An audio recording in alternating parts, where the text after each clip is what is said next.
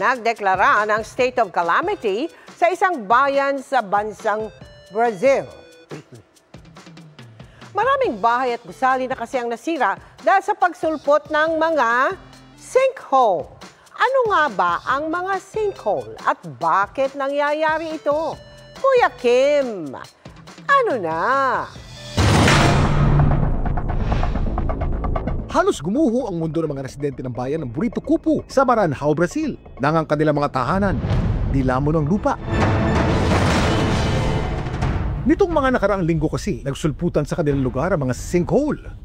Ang sinkhole ay isang butas sa lupa na nabubuo kapag ang bato sa ilalim o yung tinatawag na surface rock ay natutunaw o nalulusaw ng tubig. Ang mga surface rock ay madalas mga limestone na mabilis mag-erode kapag ito'y dinadaluyan ng tubig.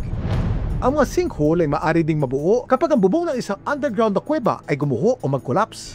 Ang tawag sa type ng sinkhole na ito ay cenote.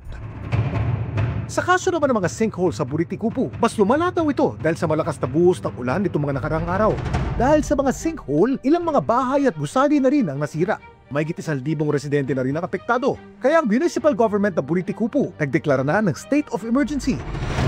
Dito sa Pilipinas, may ilang sinkholes na rin ang naitala, gaya ng isang ito na sumulpot sa Sales Road sa Pasay nito lang nakarang taon. Bunso dito ng water leakage ng isang pipeline.